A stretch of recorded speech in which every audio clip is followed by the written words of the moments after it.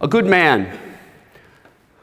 Success is peace of mind, which is a direct result of self-realization in knowing you did your best to become the best you're capable of being. John R. Wooden, otherwise known as Coach Wooden. This is my first role model, my first mentor as a little boy, an 8 and 9-year-old, living and breathing UCLA basketball, which won 10 out of 12 national championships under his control. He's regarded as probably the greatest coach in American history. I didn't realize until much later in my life what an incredible influence he had on those around him. If you haven't studied his pyramid of success, you should. And to me, that's what drives me to be the best man I can be. And that's what this first whole section is about. Chapter 1 is about Benjamin Button, got a head start with wisdom. My favorite quote, as information doubles, knowledge halves, and wisdom quarters. Wisdom's a funny thing. Usually it's only available in hindsight. It happens after the event in which we could have used it. As we reflect back and think about what just happened, others chirp in and tell us what they would have done with their knowledge bank, their wisdom, and also we think, well, yeah, that would have been really handy an hour ago or a couple of days ago. Think about the case of Benjamin Button, a man who was born old and who grew young. Imagine having that wisdom inside of you before you need to use it.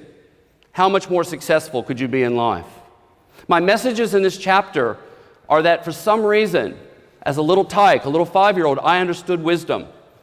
I understood that the people that were older than me, my teachers, my family, had wisdom to share with me that I listened to.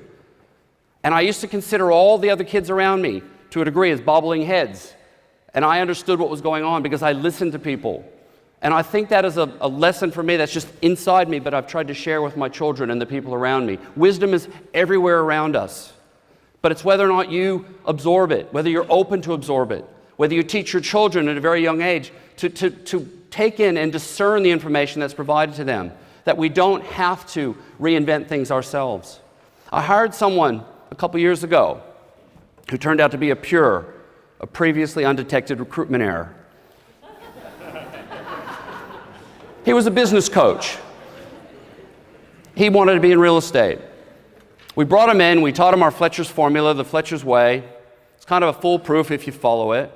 And he wasn't following it. And there were several discussions between others. And then I called him in, and I said to him, I don't really understand why you're trying to reinvent the way to do real estate. We're teaching you how you can be successful. And he said to me, he said, my way of learning is I have to do it through trial and error. I have to make trial and error. I have to make my own mistakes. I have to learn myself. I said, well, you've learned a really big one now because you're now unemployed. Seriously. Like a grown-up telling me he cannot learn wisdom from other people. He can't learn from what we all know, 45, 50 salespeople being successful. That's the problem. So many people don't accept what's around them. There is wisdom everywhere. And I encourage you to encourage those around you to absorb it and take it in.